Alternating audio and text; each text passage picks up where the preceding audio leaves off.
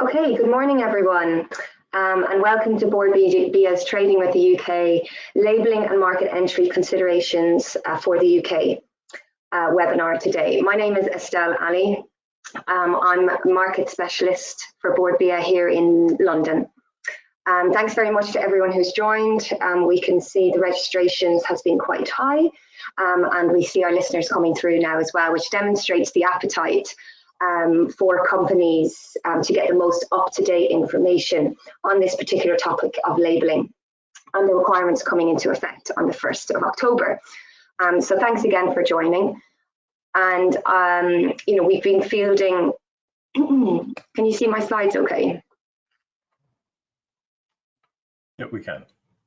Okay, so we've been working closely, I've been working closely with Donald Denver and the Brexit team over the past couple of weeks, and I'm very happy to host today's webinar, and I will also chair the Q&A session. And as we've been fielding queries on this topic, we've partnered with Performance and Ecovis today to address the implications of these changes to your packaging and labelling requirements, and to provide insight and information, up-to-date information. So we're joined by Lorcan Sheehan, founder and CEO of Performance, supply chain and logistics consultant based here in Dublin. Welcome, Lorcan. Performance are also our supply chain partners at Board BIA on all things Brexit. And from Ecovis, we have Gerry Collins and Ben Aspinall. Ecovis is an accountancy firm specialising in UK market entry and business advisory services. Ecovis are based here in central London, so welcome Gerry and Ben. In terms of the presentation today and discussions, Lorcan will bring us through the compliance side of the packaging and labelling requirements, the implications, of course, on this, and he'll offer some practical options to meet these requirements, given the immediate time frame ahead of us on the 1st of October. And Gerry and Ben will then discuss we'll pick up on legal entity structures that exist here in the UK, because it's an important area of focus for your business strategy, whether you're looking to enter into the UK market or you're already here and looking to expand. So they'll map out some key considerations and recommendations on all things like tax, VAT and general trading in the UK. So we hope you find this session valuable, and we look forward to your questions. Please note that if your questions are not asked or answered today, they will all be recorded by my team here on the call, and we will revert to you on these. So just a couple of housekeeping rules as well. We'll send the question. Please send your questions to the GoToWebinar chat function, and if possible, note who the question is for. Information discussed here today is based on what is currently publicly available from relevant authorities. And the Board BIA London team will consolidate your questions on the Q&A session, and I will endeavour to manage these during the panel discussion. And please send your questions, if they're not answered, to brexit@boardbia.ie. So this session will be recorded, and we'll also have a copy of all the presentations. They'll be shared with you after the webinar. And finally, I'll do a recap at the end, just at the end of this webinar, to just go through the Trading with the UK supports that are available for all Board BIA client companies. So at this point, I'll hand over to Lorcan. Thank you, Lorcan, who'll discuss the labelling requirements for the UK market. Thanks, Estelle, and we're delighted to be here. I'm Lorcan Sheehan, as Estelle mentioned. I'm CEO of Performance. And Estelle, if you want to put the next slide, please. So we're a practitioner-led or specialist supply chain consultancy. We have a team of around 25 consultants based between sort of the bulk of us are here based in Dublin. We have a number of resources in the UK and in the US, and we have one poor lonely soul, as I call them, out in Singapore, as well as part of the team. Essentially, we work with companies across a number of areas with sort of performance improvement, trade and compliance. I suppose what we're talking about today is very much under the trade and compliance umbrella. Outsourced process management, and we also do some work as well with companies on channel and market strategy, very much from the what are the supply chain requirements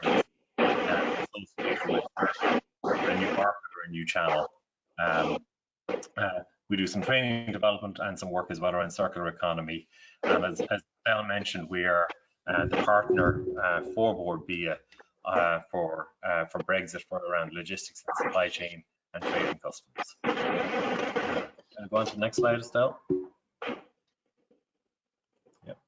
So as that's changing there, I suppose before we get into the sort of the actual food and food labeling changes, I suppose for most of the people on this call, we're very aware of the importance of well, why are we doing this, and you know, is this a compliance for compliance sake, or what are the objectives behind this? So food safety is a huge issue, and even before Brexit, there were a lot of regulations to ensure that you've got, I suppose, regulations around how products are brought to the market. Traceability is a huge issue for food and food safety, ensuring that you've got visibility all the way from production all the way out to the consumer.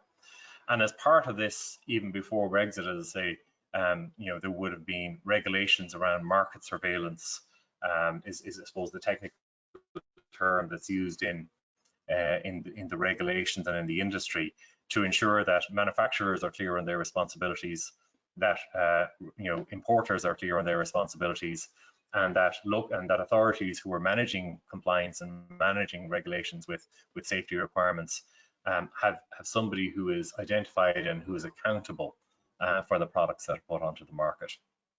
So we're going to start here by talking about sort of pre-packaged food and some of the requirements that are upcoming in relation to that. And for pre-packaged food, and we'll talk a little bit later in terms of food service and shipments to different businesses. But I think one of the key things that people need to be aware of is that from the 1st of October this year, any food being sold into GB needs to have the following information on the label. So you need to have either the address of the business under whose name the food is marketed, or if that is not the case, it's the address in the UK of the business who has imported the food.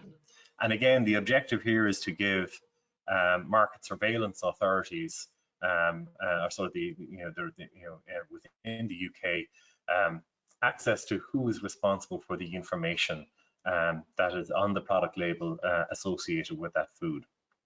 So we've had a number of questions over the last number of weeks. Is, look, can I use just an email address? Can I use a phone number?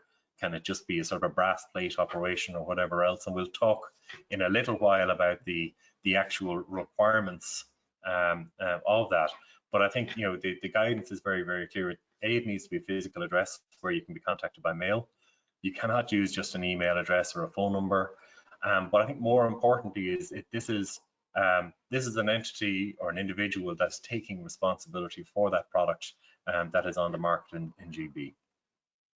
Now, under the Northern Ireland Protocol, Northern Ireland still goes by the European regulations.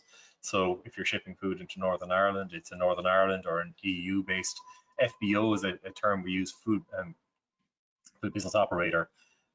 So for Northern Ireland, your EU address remains fine.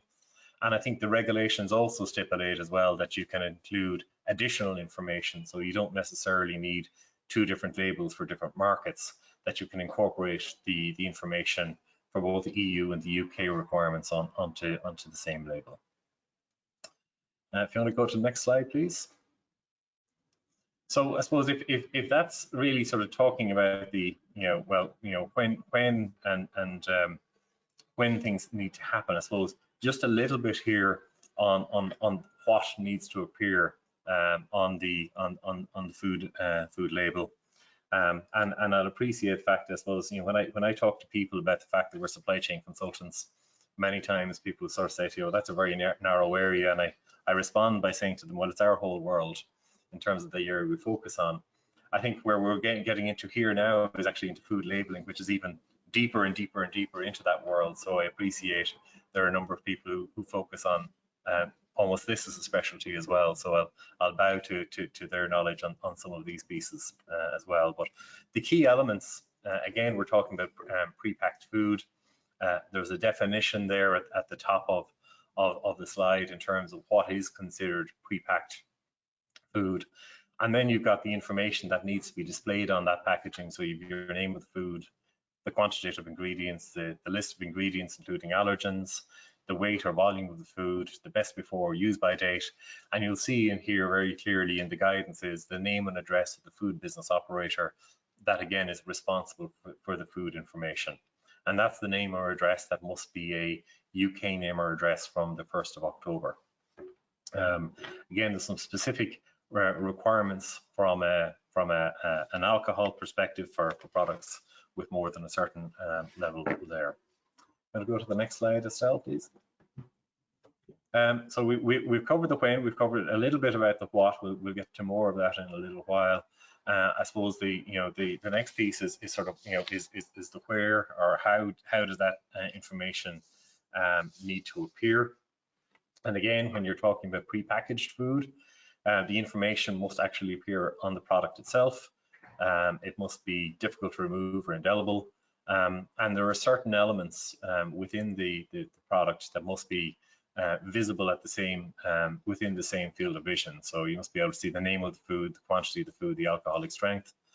And then there are also sort of minimum height requirements as well in terms of, I think the 1.2 millimeters there sort of refers to the height of the X in appendix. So when you're looking at the size of the label and the size of the font on the label, there are some minimum sizes that must be adhered to, with some sort of further guidance that if the available area on the product is smaller, then that there's a further allowance to make that smaller as well.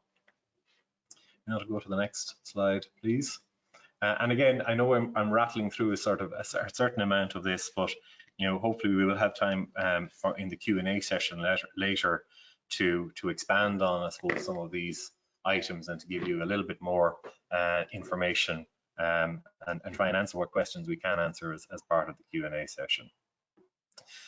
So country of origin labeling, so there are some additional changes here.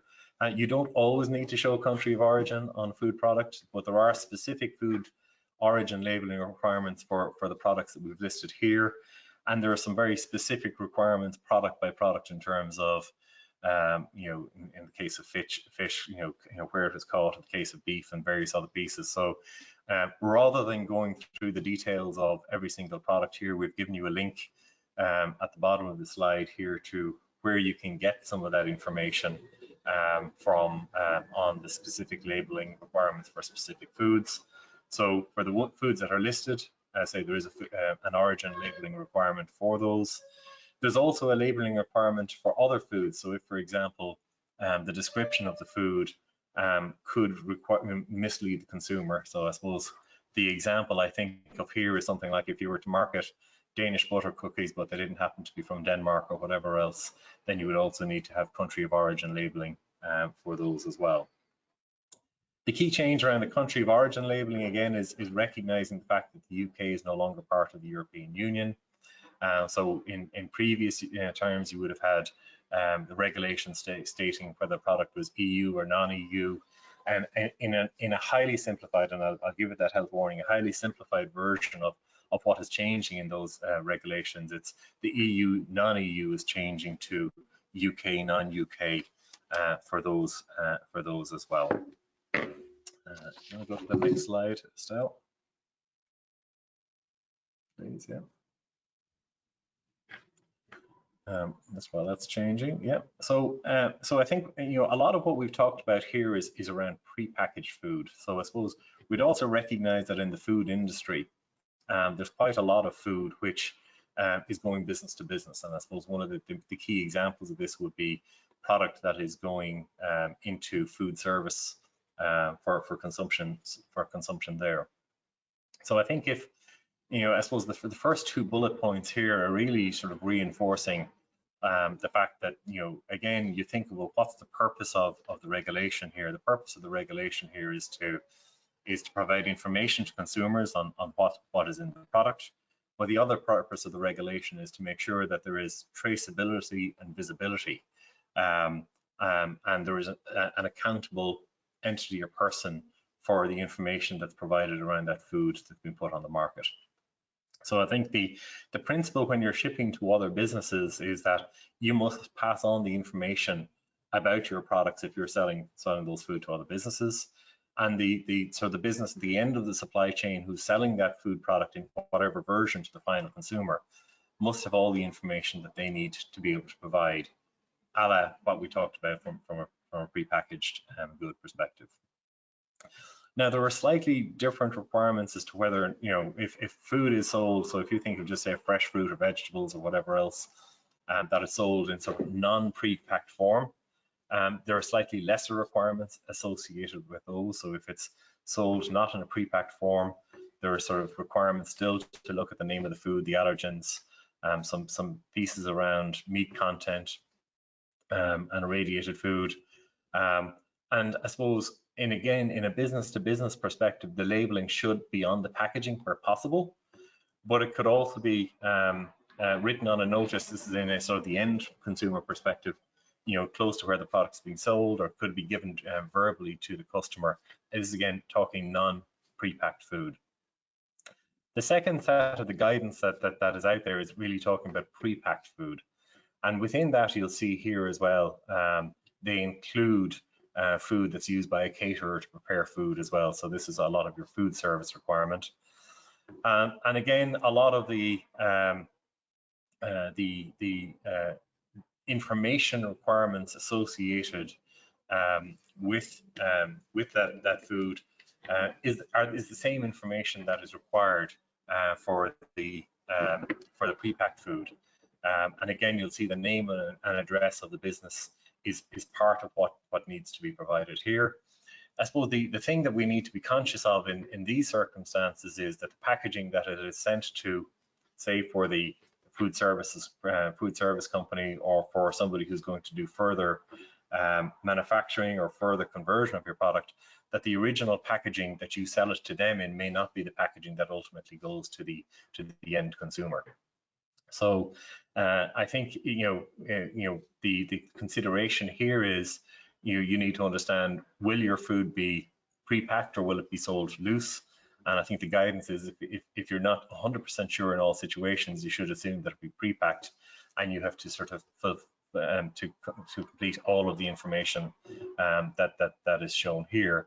But in these cases here, there is some scope that the information can be provided on the label, or it can be provided on a label attached to the pre-packaging, or in some cases it can also be provided on the commercial documents that accompany the shipment from a business-to-business perspective, subject to the proviso that the information that's provided must be provided at the same time as the actual food is provided. So what you'll see is, in a lot of cases, I suppose the substantive issue of the information provided is quite similar from a business-to-business perspective. There are some options in terms of it not necessarily being on the label to give consideration and recognition to the fact that there's further processing that might need to be done after the fact. I'm going to go to the next slide, Estelle, please. So I think the piece here and that underlines a lot of this is what are the requirements of what's known as a sort of a food business operator. And a lot of what is driving this here was originally under EU regulation. I think it was EU regulation on providing food information to consumers. And what's relevant now from the UK perspective is how that was then amended and brought into sort of the UK law post-Brexit. So the definitions here are for the food business operator, regardless of whether it's a B2B or a B2C, as being the natural or legal persons responsible for the food law, for the food business that's under their control. And I think the second piece here to this is very important, is the food business operator shall be the one whose name under who the food is marketed, or if that operator is not established in the market, the importer into the market.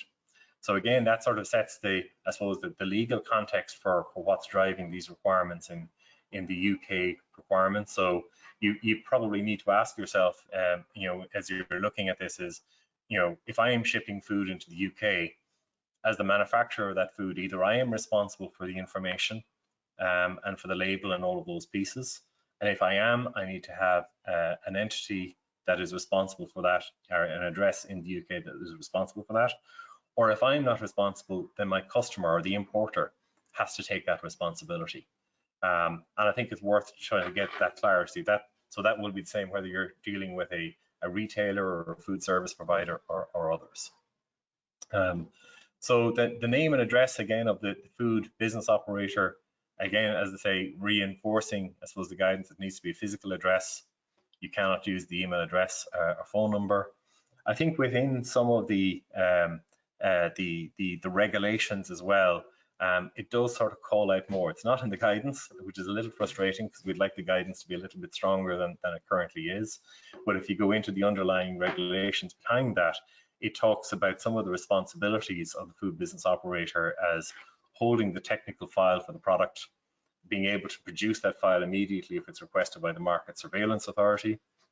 So again, if your product is on the UK market, if there is an inquiry about that product, the surveillance authority, which in the UK it's the local authorities are responsible for enforcement, they should be able to go to that address and request the information or the technical files that support the information for that food that has been put onto the market.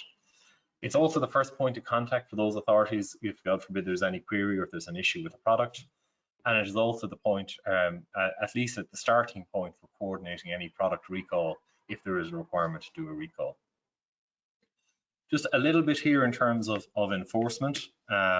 So the enforcement piece here, again, as I said, in the UK, it's the local authorities that are responsible for that enforcement, and that's where the food business operator is registered with a local authority anywhere within the UK. In a lot of cases, what you'll see is an improvement notice if you've not complied with food regulations. So if there's something that's not right with a label or various other pieces, you will get an improvement notice that you haven't complied, and then you have got a certain time frame within which to comply with the elements that are noted on the improvement notice. But you can continue to operate, but you must adhere within the time frame and the requirements that you've got.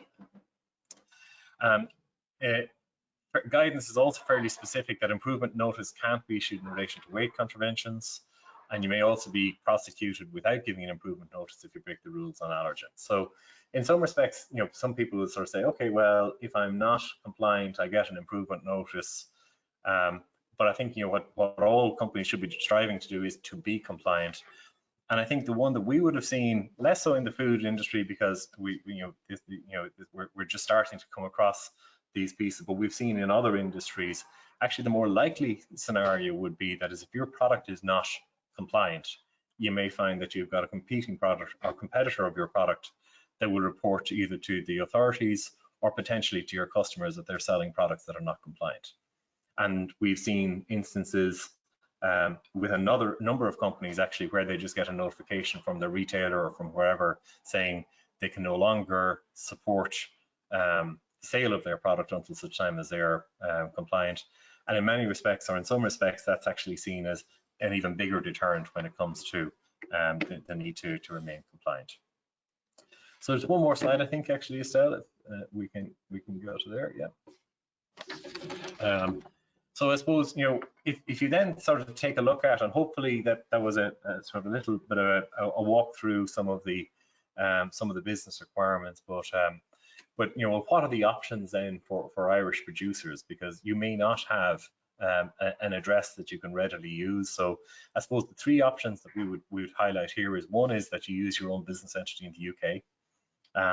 And so if you have an existing entity that are present in the UK, you would be able to use that. Obviously, you need to consider the costs and potential tax and other implications of setting those up. And I know the guys from Ecovis will walk us through some of those considerations in the next few minutes. Another option is that you use your distributor or your importer's address. But obviously, you need them to be happy that they're taking on the responsibility, and you need them to understand the responsibility that they're talking about, because it's not just an address for an address sake. This is the point of contact for the market surveillance authorities for any issues associated with your product as you go forward. So that's the second option. And the third option here is a sort of slightly, it's like the, where the manufacturer, and this again is common across a number of industries, where if you could look at the definition of the manufacturer's responsibilities, the manufacturer does have the ability to appoint a third-party authorized representative to act on their behalf in certain areas. And you'll find there are professional third-party authorized representative service companies that will actually act on your behalf here. They will do this for a fee, so this is their business. Typically, what they will do is they will assess the sort of the range of your products or product groups, and there's sort of an annual fee then for using them as that authorized representative. But they will then manage the, they will provide you with the address that you can use. They would register themselves as the food business operator on behalf of the manufacturer, and then they would manage the interactions with the local regulatory authorities if there are any issues associated with that. So I think in the interest of time, I'll probably sort of bring it to a close at that. I think what I will say is, in the context of our discussions to date with a number of companies, I suppose we've explored all of those. I know Gerry and Ben are going to walk us through a lot more detail around the options of your own entity, and there are a couple of third-party authorized representative companies that are out there that we are aware of in the food sector. And again, we can connect people. That's not what we do, but we can connect people if that's something that's required. Estelle, I'll hand back to you if that's okay, and we can try questions maybe later on if there are questions associated with that. Yeah, thanks, Lorcan. Really interesting, comprehensive, trying to understand and unpack the requirements, but also what the options are now for suppliers in terms of meeting these requirements. So thank you for that. We have lots of questions coming through, so we will leave them to the panel because we want to move on to hear from Gerry and Ben at Ecovis. But please keep your questions coming in. We're trying to consolidate them as well because there's lots of queries around the same points. So I will like to move on. There was one extra slide there, Lorcan. I don't know if you wanted to include that, but it can be included in the pack for everyone at the end. You can leave that one out, actually, Estelle, don't worry at all. Okay, yeah. Just a reminder to everyone that this is being recorded. You will get a copy of the recording and also a copy of the slides as well. So at this point now, I'd like to introduce you to Gerry Collins, Managing Partner at Ecovis, and his colleague Ben. So over to you, Gerry. Good morning, everyone. And thank you, Estelle, for that introduction, and thank you, Lorcan, for the segue into our discussion.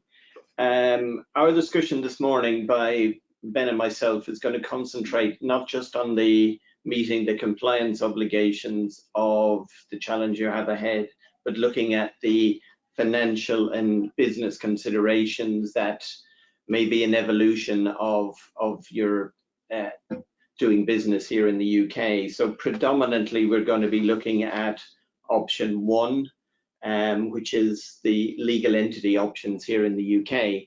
But before that, I'll give you a little overview on our firm Ecovis. We're a general accounting practice based here in Soho, 7 partners and about 70 staff. We deal with accounting, audit, tax, and business advisory for a very broad range of clients. The accounting side of things, we act as the outsourced finance function for a lot of overseas owned businesses, where we act as a full finance function to help them set up and get established here in the UK. We're internationally focused, and about 50% of our clients are overseas owned. Included in that is a very large Irish client base. We cover a very broad range of industry sectors. For onward expansion, we're part of Ecovis International, so we can assist companies expanding worldwide through our associate firms in 85 countries. And as background, we have assisted Enterprise Ireland for about 10 years plus and especially in the pre and post-Brexit period when there were lots and lots of questions from a lot of very concerned Irish companies about what to do. We're very pleased to assist Board BIA and their clients, and normally Ben and I help companies looking to set up in the UK from a pre-market entry stage, so we have lots of conversations before firms look to set up here in the UK. Next slide please, Estelle. So as I mentioned, we're talking about the commercial and business perspectives of setting up in the UK, not purely to meet compliance obligations. And I suppose in essence, I'm looking at turning a compliance obligation into a commercial opportunity. So what are the key benefits of setting up a more formal legal presence here in the UK?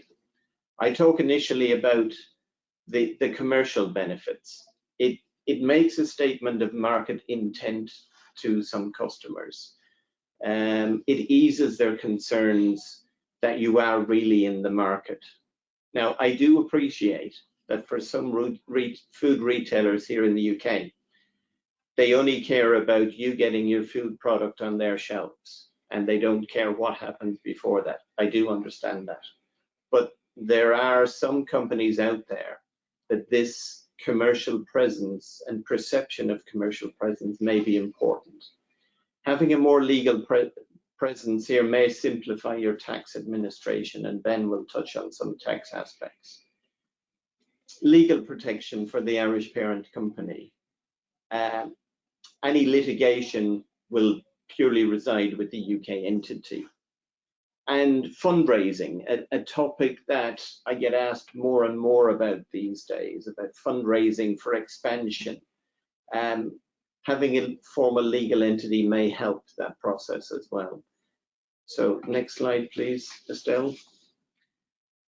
Now this is, on the face of it, quite a busy slide, but I'll talk you through the 4 legal options that are available to any Irish company looking to have a more formal presence here in the UK. And they are, from the top, a branch, which is formally called a UK establishment, setting up a limited company, which should be very familiar to everyone, setting up a partnership, which is normally called an LLP, and setting up a PLC, which I don't see as a viable option for anyone on this webinar. So taking them in turn, setting up a branch, generally not a common route for various reasons. I've set up about 2 or 3 branches in the last 20 years. It takes probably 4 to 6 weeks to set up, a lot more expensive to set up than a company or a partnership. You must provide a lot of information on the parent Irish company to allow Companies House to register a branch.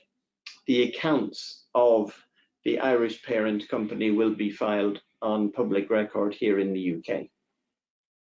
And generally, as a rule of thumb, the branch route has historically been used by overseas businesses that have a strong brand that don't need to have a more formal legal presence here in the UK. And vice versa applies. If you don't have a strong brand, there may be a perception that you're not wholly committed to the new market if you don't go and have a more formal limited company or partnership structure. So generally, to date, it's not a popular route for legal presence here in the UK. By far the most popular is the limited company route. Probably 95% of all legal setups that we do are limited companies, and traditionally it's a wholly owned subsidiary of the Irish entity. That seems to be the simplest route to market in terms of structure. It takes a week, or if you're very keen, you can have the same day set up for an additional fee. It's a very simple process to set up a limited company. You only need to file the UK entity accounts on public record. It is a good route to retain profits to fund your working capital requirements here in the UK. It shows a commitment to market that you have set up a formal legal entity here. And as a final point, the level of share capital that you put into the business can be important to make a statement of market intent as well. And all of this information is on public record, so all your customers, suppliers, etc., will see what you have done with this limited company. A partnership, generally used by the financial services sector, so I don't see it as relevant.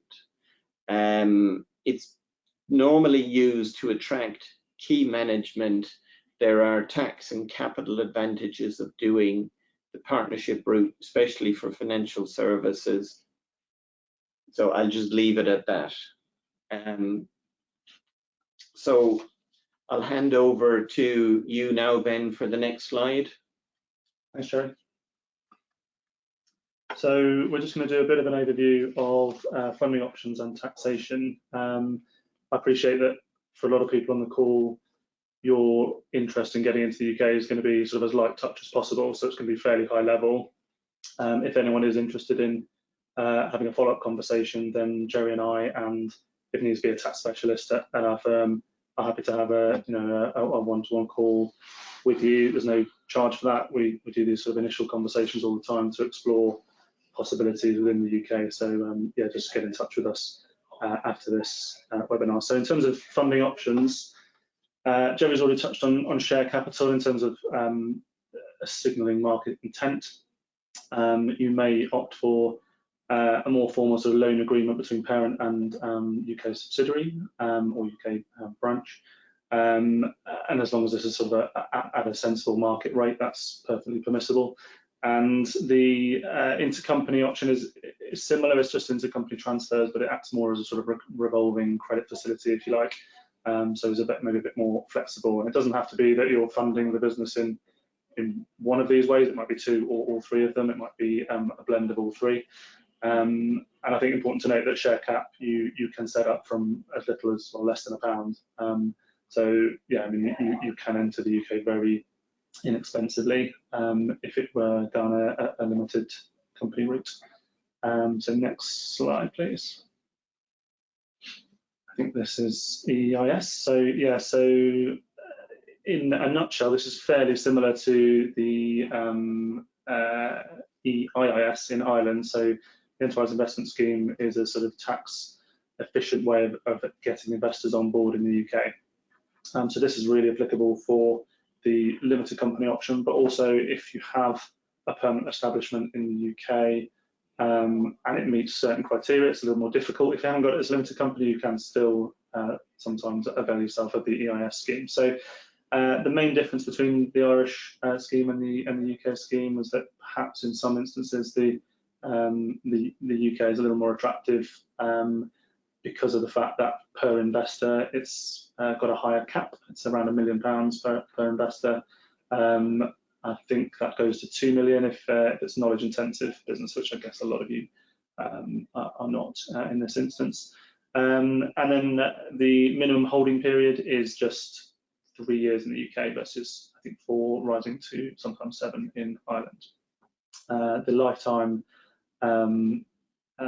limit is fairly similar across both the UK and Ireland, and I think the annual limit of £5 million under investment under EIS in the UK is pretty well aligned to €5 million in Ireland.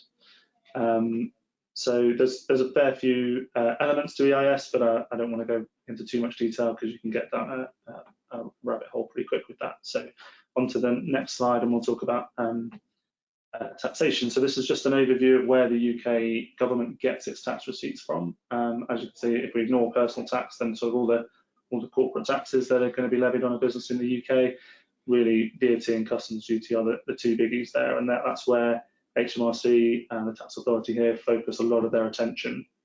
They also happen to be the two most complicated of taxes, so they're the ones that you probably want to take the most care on and the most consideration before entering the UK, and make sure that you've got proper tax advice around any move into the UK.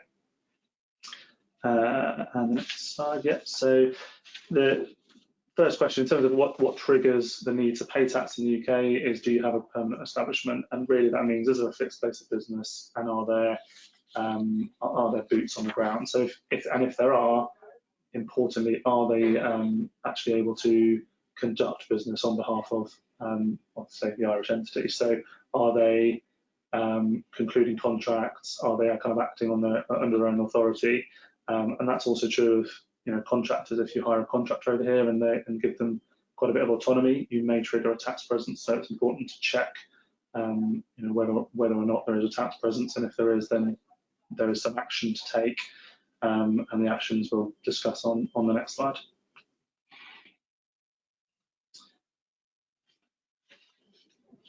Well, no, we won't. We'll discuss actions a couple of slides' time. So corporate tax. Current rate is 19%, and if there is a rise, which is planned for April 2023, then that's going up to 25%. It's quite a big jump. It is sort of scaled up to the first 50,000 of profit in the UK. Taxable profit is at 19%, and then it rises gradually to 25% when you hit 250,000 of profits in the UK. So in terms of what the taxman's looking for in the UK, how you would generate that taxable profit, might be through a cost plus entity, whereby you take all the expenses in the UK and add 5 or 7% margin to that and recharge it back to Ireland. That's something we see quite a bit of. 5 to 7% seems to be what's generally accepted by HMRC. The fact is that under transfer pricing thresholds, if you're under a threshold, so if you're a small or medium company, then transfer pricing doesn't necessarily apply to you, but it is important to check that.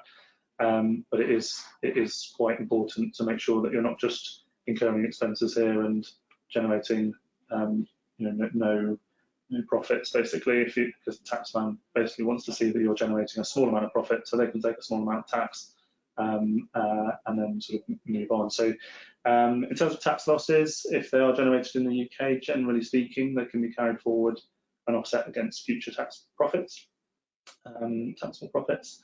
There's also a fairly generous R&D scheme here, which the government are quite keen on and quite keen to promote, and they're quite active in selling that to as an attractive proposition for businesses. So that basically means that for a lot of businesses, if you incur £1 of research and development expense in the UK, you can reduce your taxable profit by £2.30. So essentially the £1 plus 130%.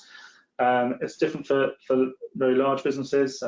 It drops dramatically down to around, I think it's 8%. But for a lot of businesses, probably a lot of businesses on this call, that's potentially relevant if there's any R&D activity going on in the UK. So just finally on this slide, there's no withholding tax on any dividends paid up to corporate parents, and the patent box point, probably not relevant for most of you on the call, but I think you have a fairly similar scheme in Ireland, whereby if there are any patents in the UK and you're generating profits as a result of those inventions, then you'll pay the corporate tax rate 10%, so it's dramatically reduced, but as I say, not necessarily hugely relevant for a lot of you on this webinar. So if we just flip on to the next slide. So when to register for VAT, basically the threshold, the previous threshold or the existing threshold for UK companies of £85,000 turnover in a 12-month period doesn't apply if you're selling into the UK. So as soon as you're selling a good, if you're responsible for importing that and selling it in the UK and a place of supply is the UK, then you will trigger a VAT presence and need to register for that. That might be that the Irish company needs to register for VAT, or it might be that you then start to shift your trade to a UK company that is importing those goods and selling within the UK.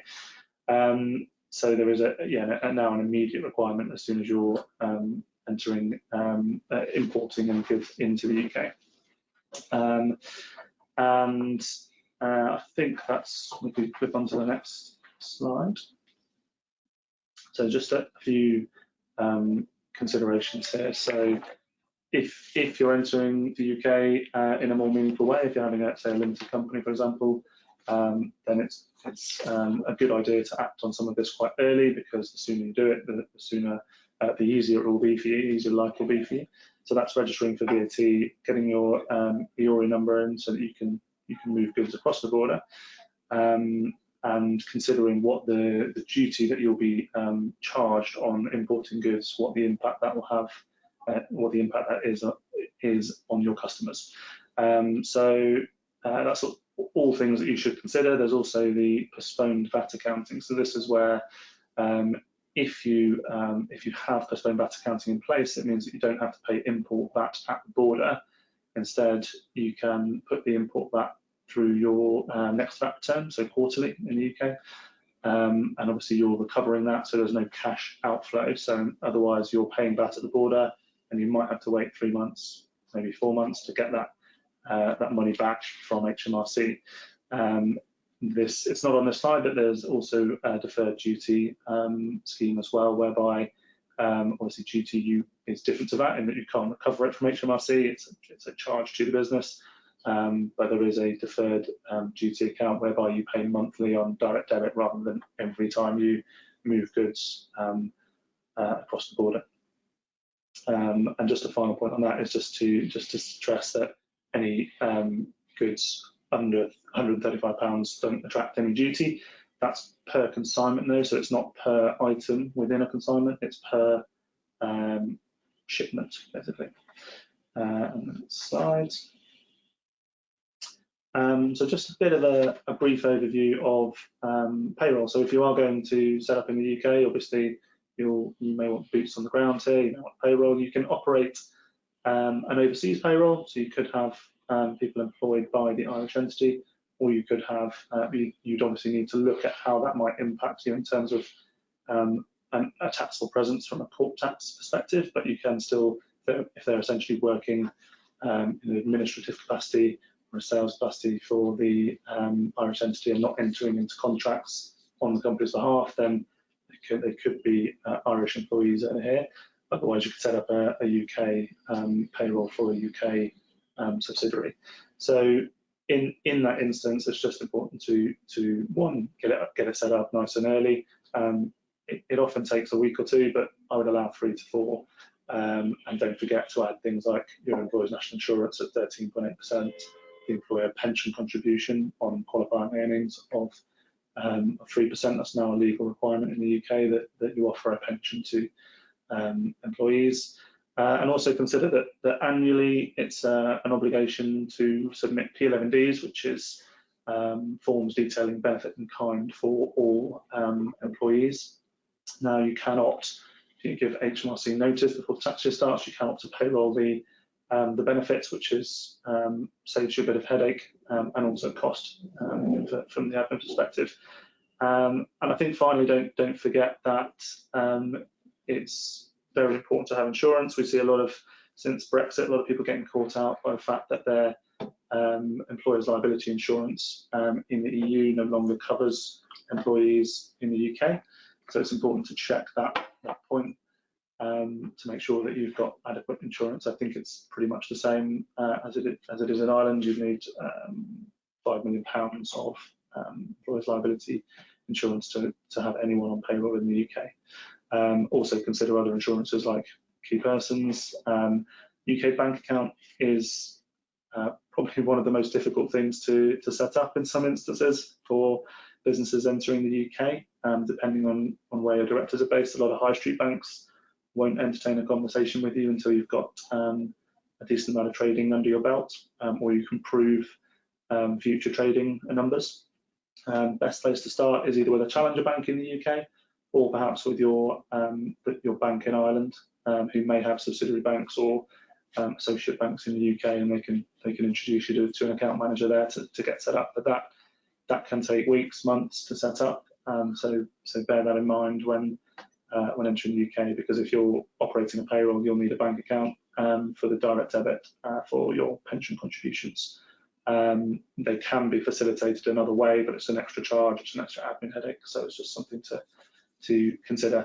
And finally, just the employment contracts, making sure that they're compliant with UK law. So it might be that it's just a case of changing 1 or 2 points on a contract that you're already using in Ireland, but it may be that there's a wholesale change. So that's something that's worth looking into before you employ anyone in the UK. And I think that pretty much covers taxation. So I'll hand it back to Gerry. Okay, thanks Ben for that very brief overview of what is a huge area of tax considerations. And as Ben mentioned, we're happy to take one-to-ones on specific points afterwards if that's helpful to some of the attendees on this webinar. So I wanted to talk about, I suppose, based on, gosh, over 20 years experience now of helping lots of overseas companies set up in the UK in various different ways, I suppose do's and don'ts about doing business over here. So commercial viability, I think the first and by far the most important. I've seen a lot of businesses over the years set up far too fast without doing any level of market research into understanding whether their good or indeed service actually has a viable market option here. So I'd recommend doing extensive market research pre-market entry and make no assumptions about the UK market. Even as an Irish company, things are different here. And I've been here 30 years and I'm still understanding some of the nuances of doing business here. Funding a launch or an expansion. The first thing I'd say is outsource as much as you can of the non-operational services of the business, the bits that don't impact making the bottom line profit. So IT, finance function, HR, whatever, so that you're as lean as possible on the ground here. You must have a realistic year one budget of what success or indeed failure looks like. So you have some benchmark as to how you're progressing, hugely important. And also have a realistic view of what you're going to invest in the first year to expand or even launch here in the UK. Knowledge. I talk about demystifying the real or imaginary barriers to entry. The more knowledge you get and can glean before market entry, the better. And Board B can be hugely important in this role for you. Strong local management. And I'm talking from a commercial and business perspective here. I've seen a lot of businesses fail because the local management basically aren't up to the job.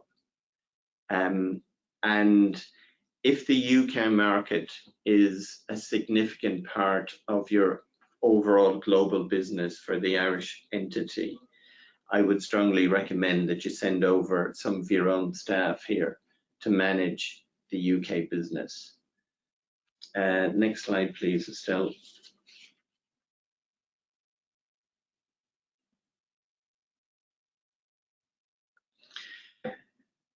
And finally, I've described it as disastrous strategies, and that might be a little bit evocative, but some of this I've seen over the years, and we've seen businesses that we've helped to set up fail for some of these reasons. Busyness does not mean success. I've seen that you can be a busy fool over here and, you know, fail quite quickly. You know, some of these are blindingly obvious, but companies do make these mistakes on a regular basis, not understanding the financial drivers in the business, what or how profit is made here in the UK. And then some of the more nuanced ones, not sharing your vision so the staff feel part of it. You need to tell stories about the background of the business so they buy into the story and they can sell the story of what's the USP of your business. Not having a plan B.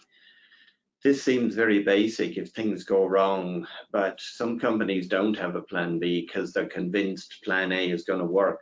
Maybe they haven't done enough market research, enough sensitivity analysis about what may go wrong. Liquidity management, cash really is king.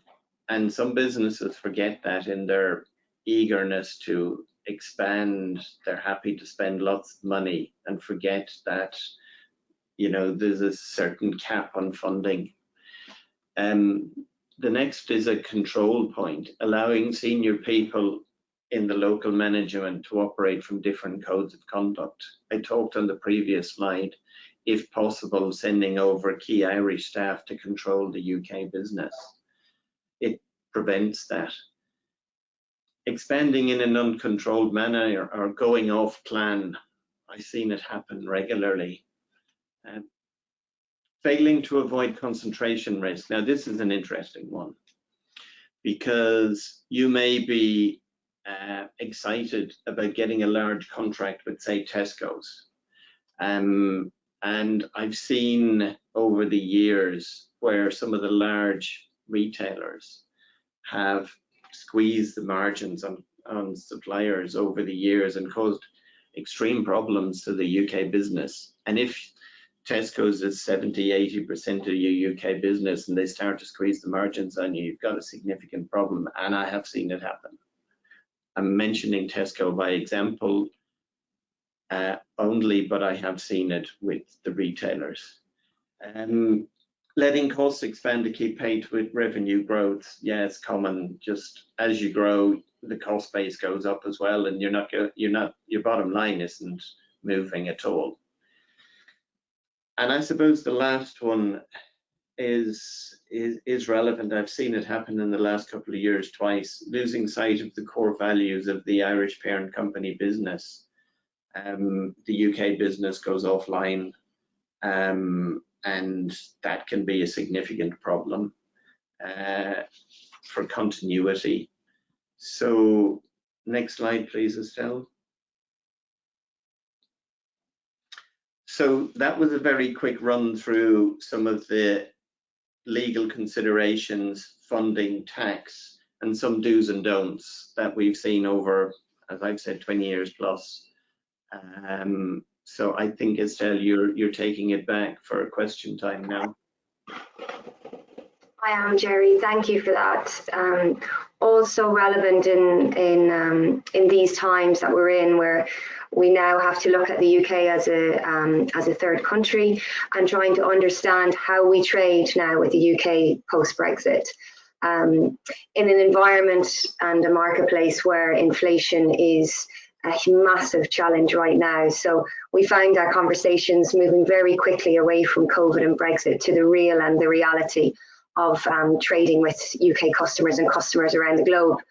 And I think back to your point, which is really important, Gerry, just to pick up on profitability and understanding your business and how to trade in a certain country and what's the best option. So thank you for all of your insight and information that you shared here today.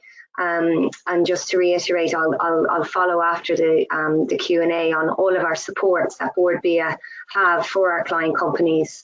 Working with Ecovis and Performance is really important, and working with our capability team as well to make sure that your market entry strategies for all markets is as coherent as possible. So we'll move on to the Q&A. And we've been looking at the questions coming in, and I'm not too sure, Lorcan, have you also been looking at them? But there's some very real questions coming in around just even the understanding of the 1st of October deadline, and trying to understand about products that are already in market, and what's the requirements and the legalities, I suppose, around product already in, or does the requirements are the requirements based off shipment from Ireland on the 1st of October? Can you address that question? Yeah, no, sure. I'm tempted as I was to leave when I saw the questions coming through, so I'd hang on for a while. But no, some very good questions from folks, and so the guidance is products that are put on the market from the 1st of October need to meet with the new requirements. It's our understanding that means that if the product is already manufactured and is already in the market, that can then sell through. So even though even if it hasn't sort of fully sold through to the end consumer, if it's already in the market and available for sale, it can sell through. But then products coming into the market from the 1st of October needs to be compliant with the regulations. And that's also even if they're with their FBO or distributor or warehouse I suppose if it's already in the UK before the 1st, that is okay. Yeah, that is okay, and you know what we'll do is we'll just do a clarification and a follow up to folks after the thing here. But that certainly our understanding is that if the product is already made, already on the market, even if it's not sold through, that product can sell through. Now, if you've got 6 months worth of obsolete packaging as a result of that, unfortunately, that's not something that's catered for. So it's not a case that you can, you know, run through your existing packaging stock and then sort of cut it in at some later point. It's new shipments into the market from the 1st of October onwards need to be compliant. The product that's already there can sell through from the supermarket shelves or through the various channels that you're selling through. Okay, and thank you also, Lorcan. You touched on retail, food service and B2B, and there's a couple of questions coming in on e-commerce and also travel retail. Yeah. So just the first question on in particular on B2B, I know that you talked about the requirements, but just to reiterate whether they're the same requirements, and also have we got clarification from DEFRA?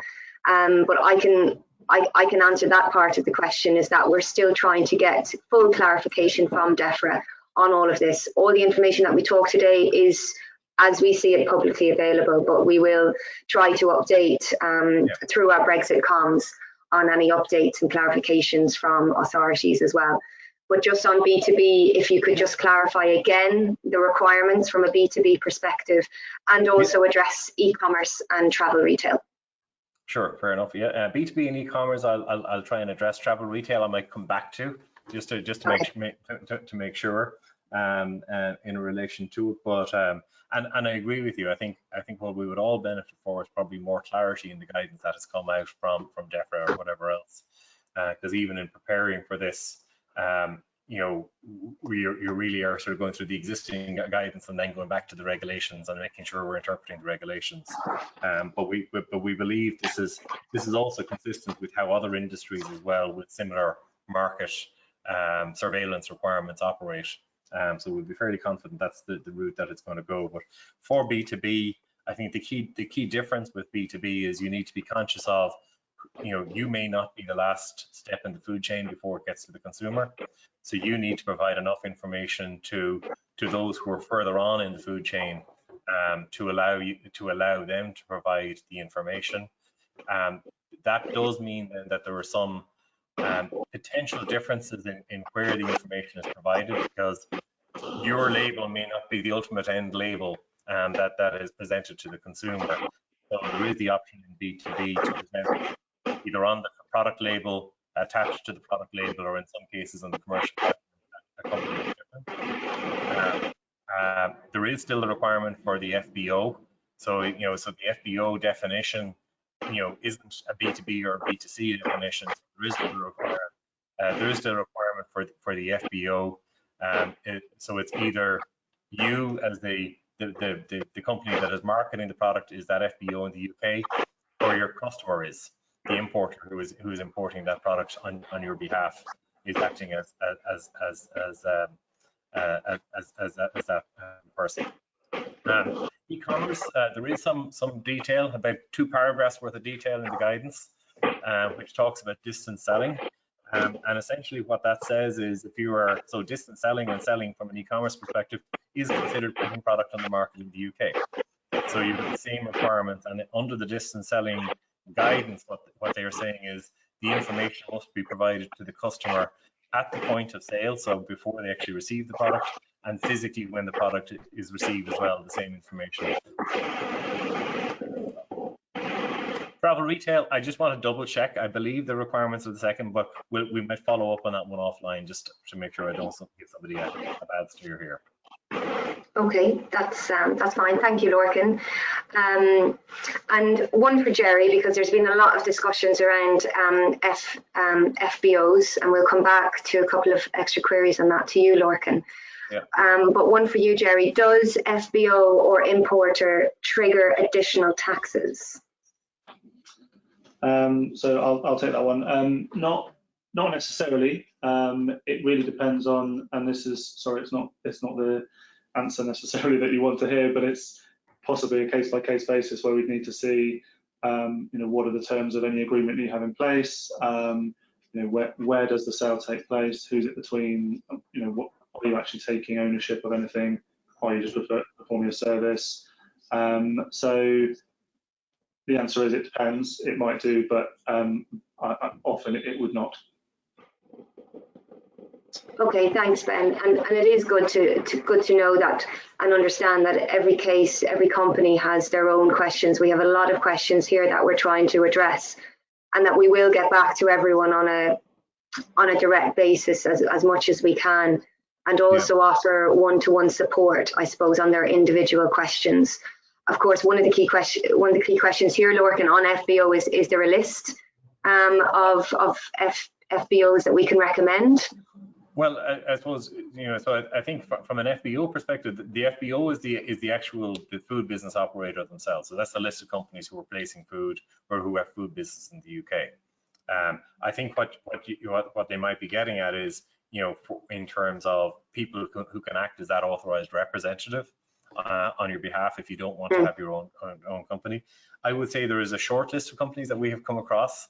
And I'd say maybe the best way to get that is maybe for the member companies to connect through sort of the Brexit team and Board BIA, and we can sort of we can it's a short list of companies, because there are many companies who will act as authorized representatives. We try to sort of filter the ones who have the relevant food and drink experience, who we believe can help in this wave. So there's a small number of ones that we've come across so far. We're trying to build out that list, because I think this is going to be something that we will see more and more of a requirement for.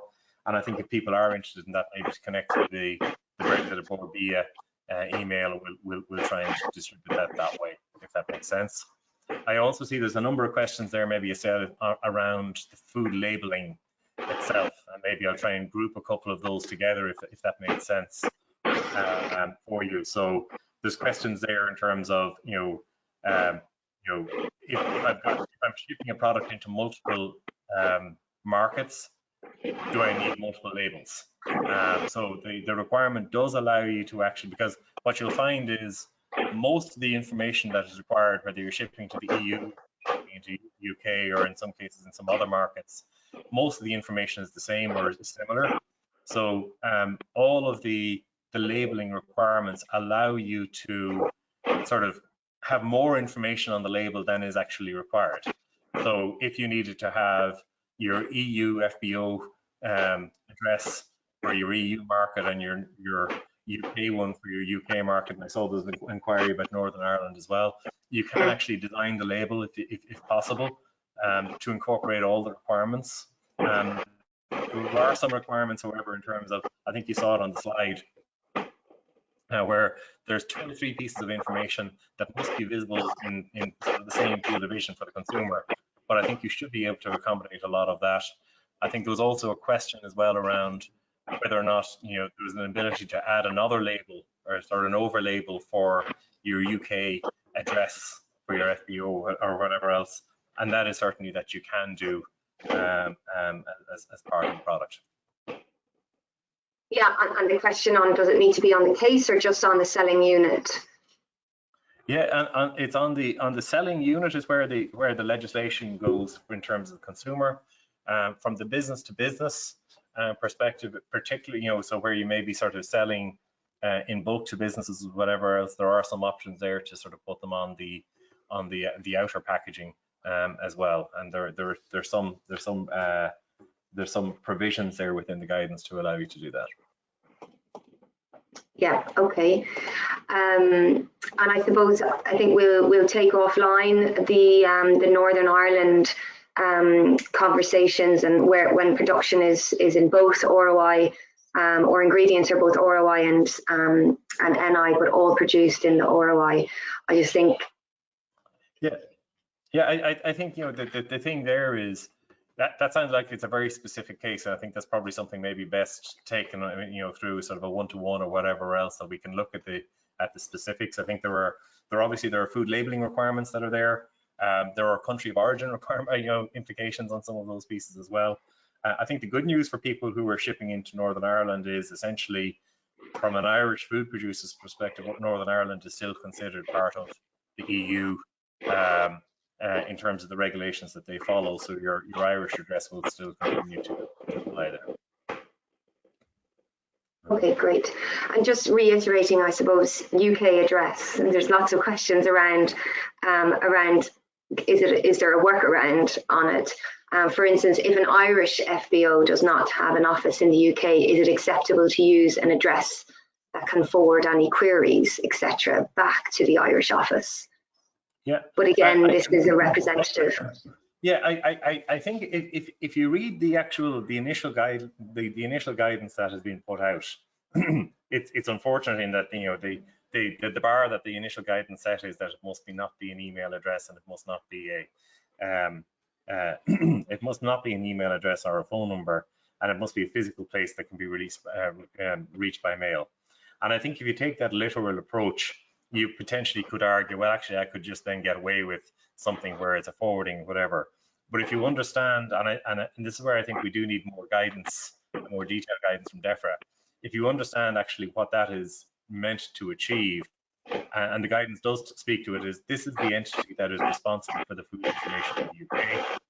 And in particular, there is a set of requirements that entity must be able to provide an response if approached by some of the market authority for, you know, supporting information on what's on the food label. So when you're thinking through, you know, what do you need to be compliant here, I suppose I'd encourage people to think through, you know, not just to how do you get to sort of to the bare minimum and hope for the best and say, well, I could live with a non-conformance notice or whatever.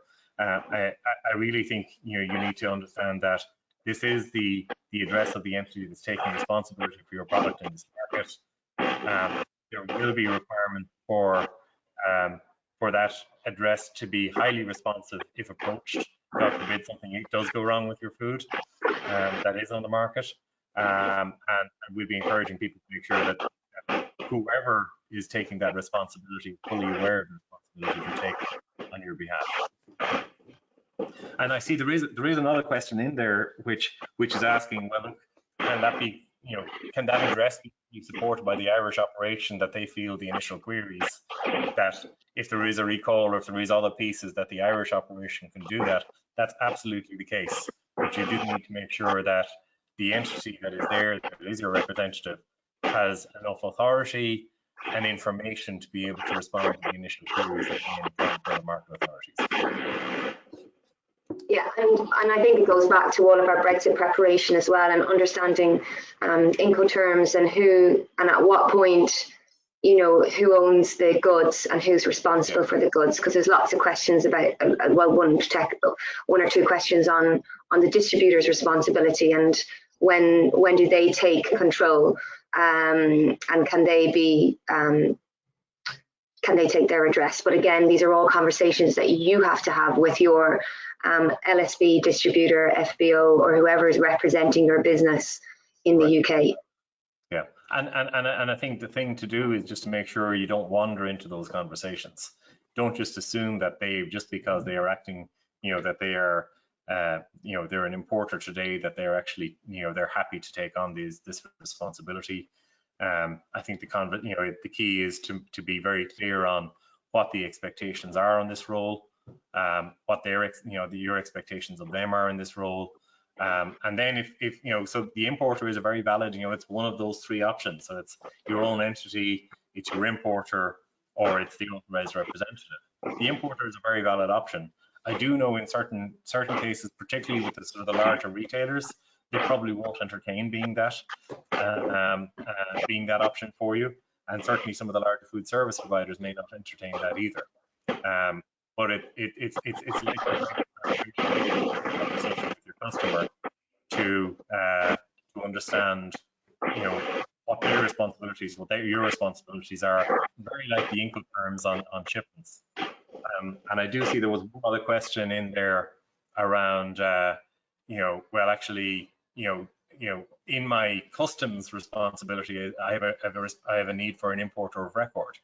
You know, is the importer of record the same one who takes on the responsibility as the FBO? And in many cases, actually, they're different responsibilities. And if you have your own entity, you potentially could fulfill both. I think the authorized representative in this case is unlikely to be your importer of record. But again, your importer could do that on your behalf as well. I'm going to hand back to you, Estelle, unless maybe there's some other stuff there for. Yeah, no, thanks, Lorcan. There's a sway, obviously, in terms of questions on compliance and immediate actions that suppliers can take. But also, I think Gerry raised some really interesting and informative options for Irish suppliers to look at entities in the UK. And Gerry, just a question on for you, and obviously your key slide on branches, limited companies, partnerships. Why is a branch not a popular setup way to go? I think a branch and a limited company both have corporate tax consequences, the same corporate tax consequences. So there's not a huge difference in terms of the tax implications of setting up a branch to a company. It then falls down to, as I touched on, the commercial perception of what a branch is and how committed you are to the market by only having a toehold in the market as a branch, rather than a statement of clear intent as a limited company. And a lot of these businesses take the lead to say, well, a branch has tax consequences not similar to a company, but there are marketing, commercial benefits to setting up a company. We'll make that extra leap and try and harness the benefits of having a company without hugely additional compliance cost involved. Great, thanks, Gerry. And I suppose there's a lot of our that have already set up themselves as a limited company and will just probably want to sense check or maybe understand that they have set themselves up in the right way, and then brought us through all of those key considerations in terms of VAT and tax. And again, we just like to reiterate that anyone who does want to really understand their own unique situation to please get in touch with myself, so we can understand who might be best to advise you, just to make sure that you're fit for purpose, and that you're prepared for these labelling regulations coming down the line as well. I'm just making sure that we're on time, and if there's any more questions that we should address at this point. I suppose you also talked about, Gerry, corporation tax, and just a question on, will the corporate tax increase prohibit limited company setup? Oh, one for you, Ben. Yeah, sorry. Yeah, I'll take that one. So potentially, but there are ways to mitigate the impact of that rise, assuming that comes in April. You know, with cross charging, with IP, with minimising any cost plus arrangement, and looking for sort of the lowest market rate that might be acceptable for loans within its companies, management charges from an Irish parent to a UK sub perhaps. So there's lots of ways, if you get your tax plan right, there's lots of ways to mitigate the impact of that rise by perhaps reducing taxable profit below the threshold of 250 when that 25% kicks in. And I think also, looking at the press today and yesterday here, there's a political, I suppose, battle being waged to try and reduce this 6% increase that's coming in next year. So it's not inked in stone that that's going to happen, and there's quite a battle going on over here at the moment to reduce that 6%, to make and encourage the growth of business here and not have corporate tax stifling post-COVID growth. So I think to be continued in terms of whether the 6% comes in full or not.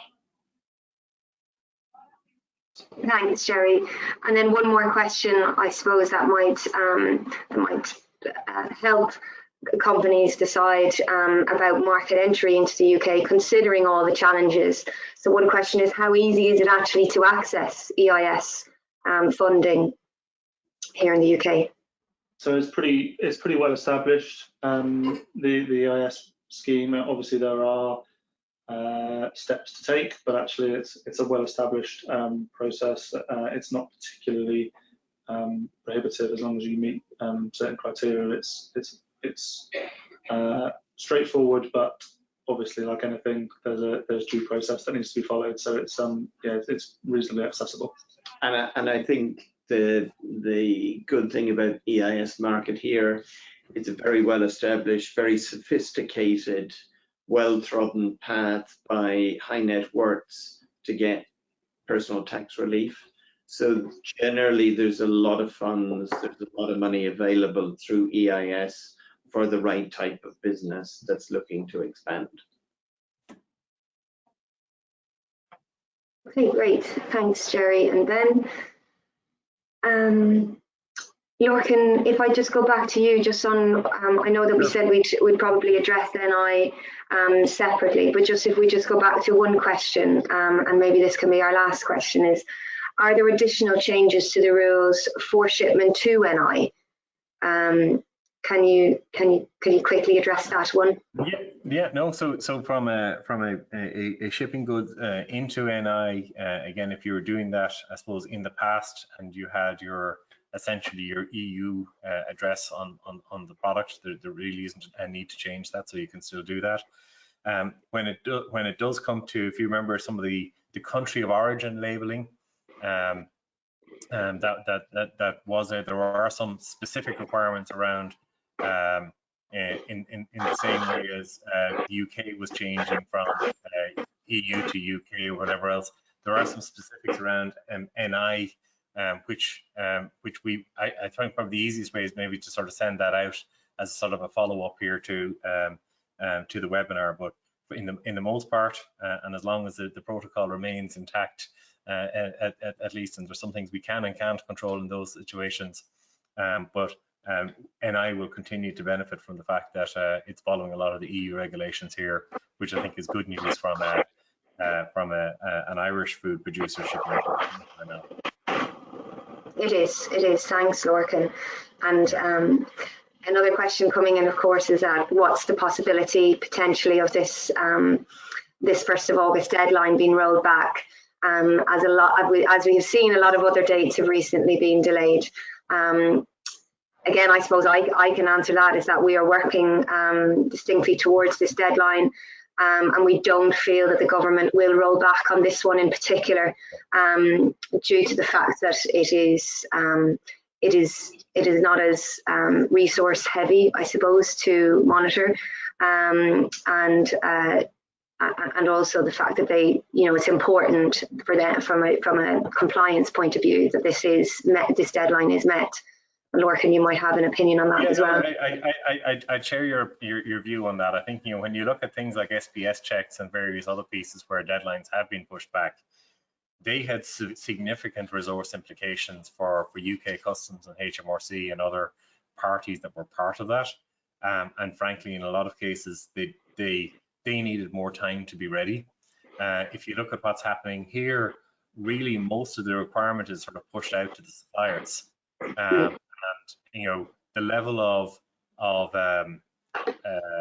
of follow-up from an enforcement perspective can be sort of added over time, but it's a lot easier for them to just push this requirement out. I think I think it's possible it could be moved, but I don't think it's likely it would be moved from the 1st of October. And I'd certainly sort of say to any businesses that are involved, you would definitely be preparing for it to happen in that manner. There was some indication in the guidance that the enforcement would take a sort of a risk-based approach in terms of, obviously that, as people are transitioning, that the enforcement authorities would take into account that there were transitions happening. But I think this is a deadline that companies need to be preparing for. It's a fixed deadline, and given how long it takes to change packaging and labels and various other pieces, really companies need to be acting now to make the appropriate decisions. Yeah, and it's not encouraged or an option really to roll out, run down your packaging from the 1st of October. It's running down your packaging from yesterday or a couple of months ago. Yeah. That's it. Yep. Okay. Great. Well, on that note, I think that thank you both for or three for your participation today and partnering with us today on this particular topic. And I'll just move on to my next slide if I can get there. So again, just to reiterate our Board BIA support throughout this month and continuing on for the rest of the year. We have one-to-ones available with Performance team and Ecovis, and across business entity questions and queries. Customs is ongoing, SPS will be coming up again, and your general logistics and supply chain end-to-end queries. So we've just ran a series of workshops on customs that Lorcan and his team managed, and we hope to run some more if there's demand and interest for that. So please get in touch on customs and anything that we talked about today as well. We're also updating and due to go live next month on our updated LSB database, and of course we'll provide recommendations through Lorcan also on FBOs and also the authorised representatives that he's talked about as well. Donal has been running his Brexit bulletins back up and running again, and they will continue towards the end, towards the rest of the year. And we're running our own PR campaign on the Irish industry and its resilience and reliability in terms of trading with Ireland in the UK. And also we have our capability development team always on hand as well to support your needs, whether that be across business and marketing strategies, and also and very relevant today in terms of negotiations and account management with your key customers. So please get in touch at brexit@boardbia.ie.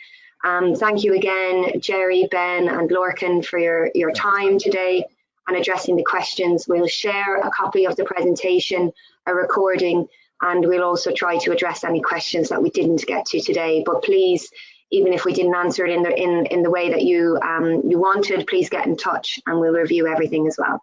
Okay, thank you everyone. Thanks, Estelle. Good morning. Thanks, Gerry. Bye. Thank you. Bye-bye.